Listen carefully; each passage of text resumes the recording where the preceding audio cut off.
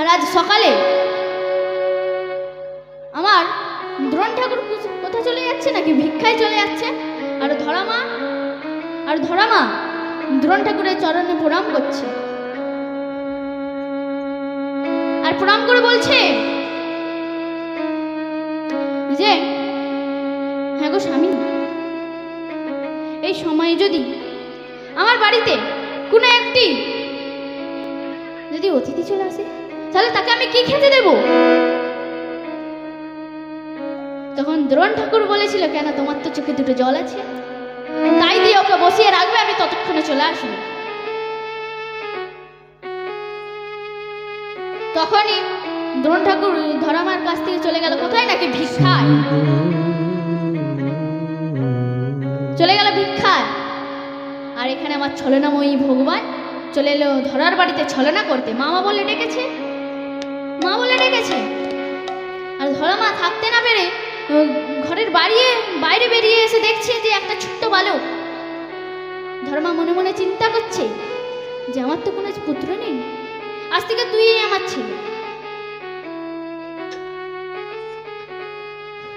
আর ভগবান দেখছে মায়ের শত শত ছিদ্র কীটের বসন, শুধু মা কেবলমাত্র লজ্জাটাকে নিবারণ করে বসে আছে। মায়ের শত শত ছিদ্র বসন কেবলমাত্র লজ্জাটাকে নিবারণ করে মায় আমার বসে বসে আছে। মা আমার ভক্তি দেবী, আর মায়ের এই ভক্তি প্রেম গোবিন্দ পরীক্ষা করলো। গোবিন্দ ধরামার কাছে গেল, গিয়ে বলছে, মা রে, আমাকে দুটো খেতে দে না রে মা, আমার বহুত খিদে পেয়েছে। তখন ধরামা অঞ্চলটাকে ছেড়ে বসিয়ে আর গোপালের চরণ জলে পদধৌত করছে, আর বলছে, সুন্দর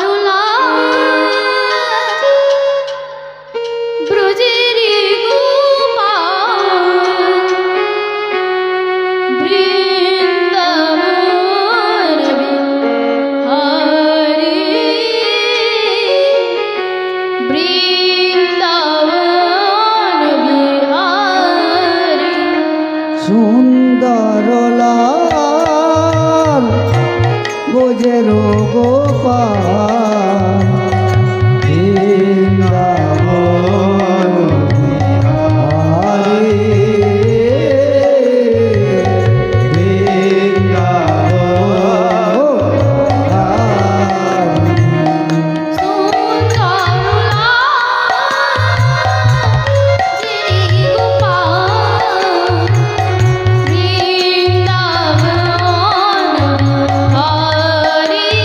বৃন্দাবন বিহারী,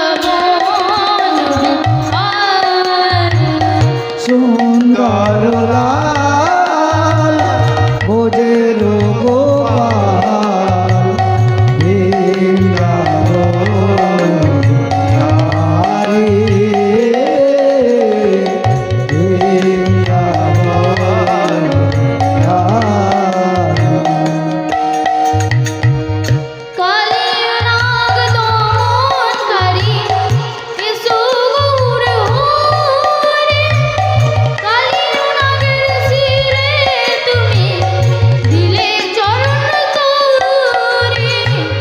কালিও নাগ দমনকারী এসো গৌরহরি, কালিও নাগের শিরে তুমি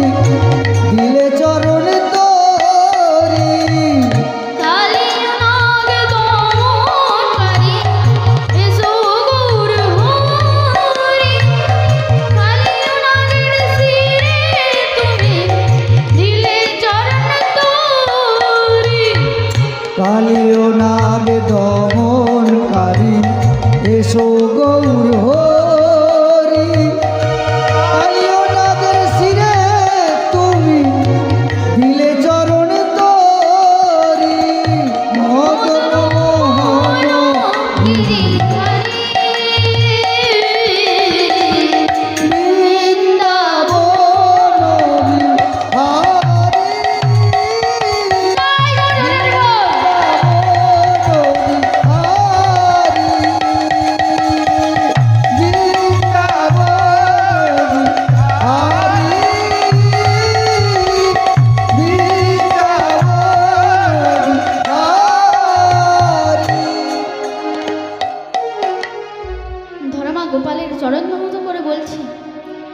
বাবা তুই একটু বস, আমি এক্ষুনি তোর জন্যে খাবার আনছি।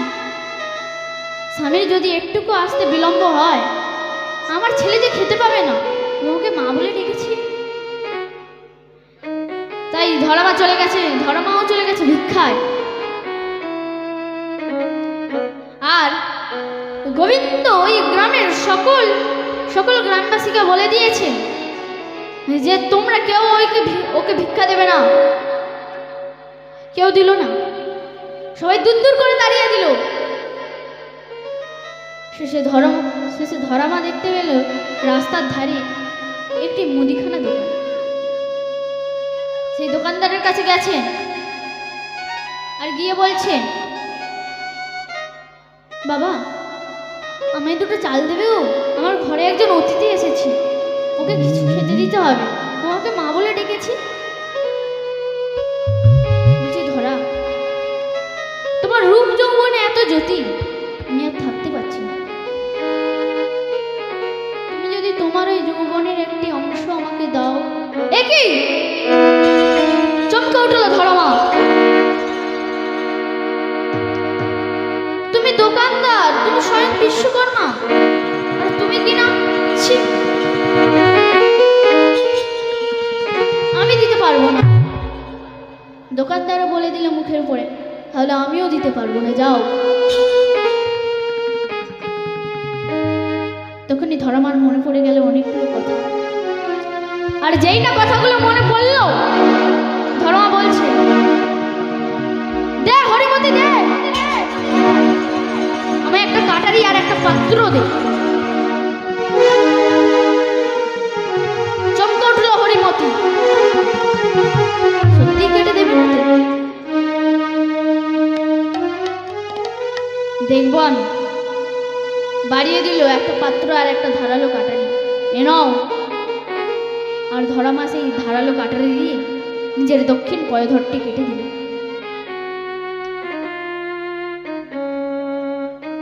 হরিমতি দেখে ভাবছে, হে ভগবান, আমি কি করলাম? ওগো ভগবান,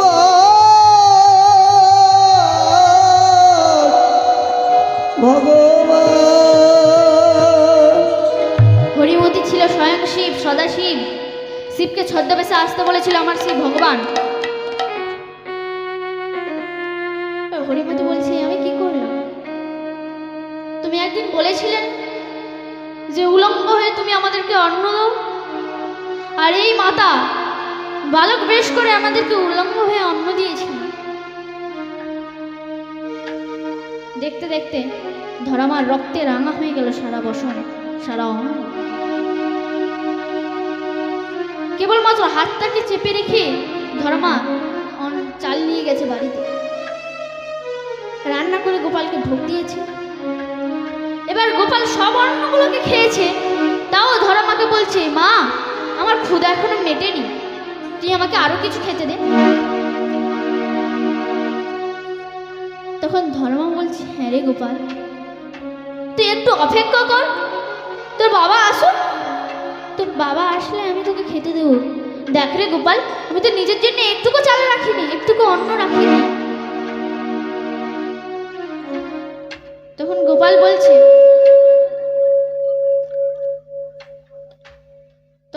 বলছে, যে আমাকে খাওয়ানোর পর নয়, আমার মা আমার মুখে নবনী দিলে আমার ঘুম এসে যেত। দে মা, একটু নবনী দে। এদিকে ধরামা স্তন কেটে ফেলেছে, তার যন্ত্রণা, আর এদিকে খোকার যন্ত্রণা, দুটো যন্ত্রণাতে পড়ে আছে ধরামা। আর গোবিন্দকে কিছু না বলতে পেরে গোবিন্দ ধরামার কোলে উঠে গিয়ে যেই না দক্ষিণ পয়ধরটি হাত দিয়ে নাড়াতে গেল, আর চমকে উঠল গোবিন্দ, একই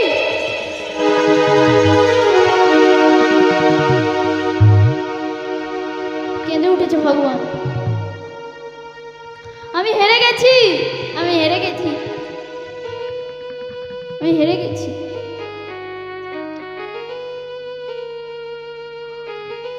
তুমি আমাকে একদিন বলেছিলে না যে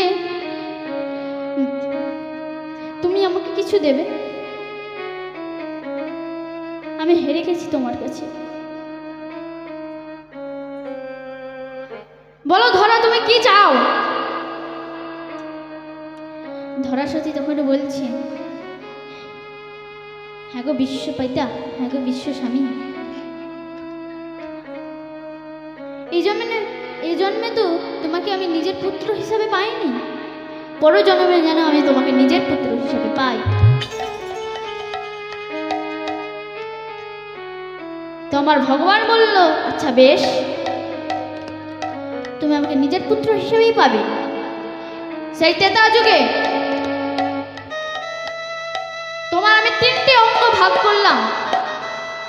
এক কৌশল্যা হয়ে যাবে তুমি ভালোবাসার রূপে, তোমার কোলে জন্ম নেব। আর মায়া হয়ে যাবে তুমি সুমিত্রা রূপে, আর ক্রোধ রূপে যাবে তুমি কৈকেয়ী হয়ে। আর দ্রোণ ঠাকুর কে হবে? দ্রোণ ঠাকুর হবে নাকি নন্দ রাজা দশরথ। দ্রোণ ঠাকুর হবে নাকি দশরথ। এবার আর এই দাপর যুগে কৈকেয়ী হবে দেবকী, দশরথ হবে বসুদেব, দ্রোণ ঠাকুর হবে নন্দ রাজা, আর তুমি হবে যশোদা। তোমার আমি অঙ্গ ভাগ করলাম। তো চলুন মা, এবার আমরা লীলাতে চলে আসি। লীলাটা কোথায় হবে? নাকি উড়িষ্যায়? উড়িষ্যা, লীলাটা হবে উড়িষ্যায়। তো চলুন লীলাতে যাওয়া যাক।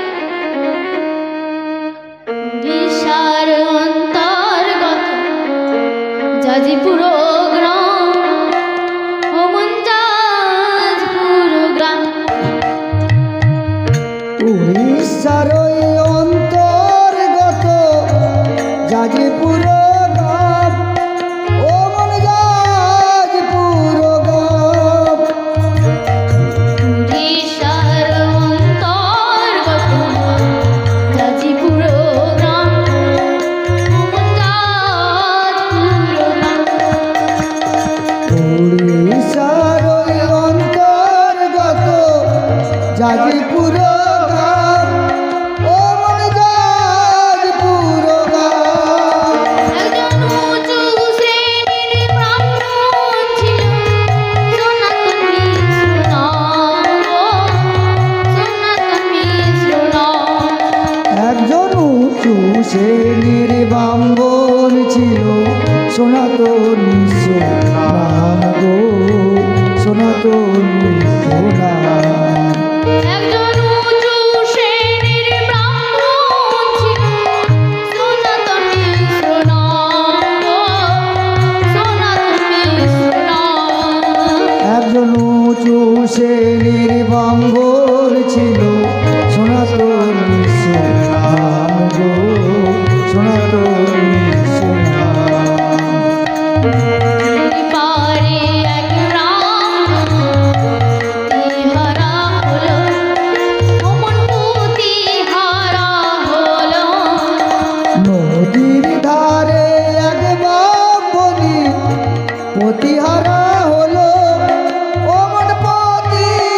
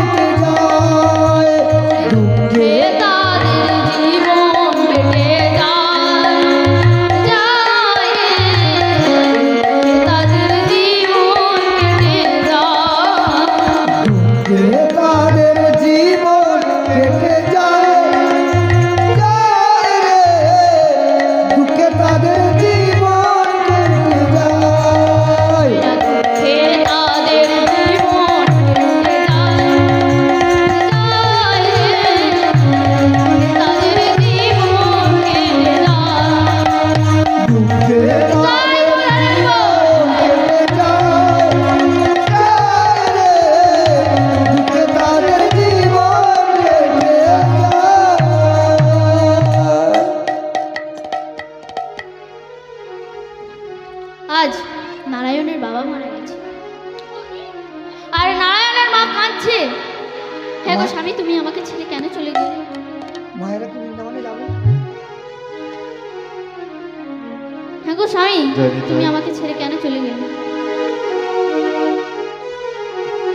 নারায়ণের বাবাকে খাটিয়াতে তুলে নিয়ে যাচ্ছে শ্মশানে। শ্মশানে নিয়ে গেছে, আর নারায়ণের মা বলছে, হে ভগবান,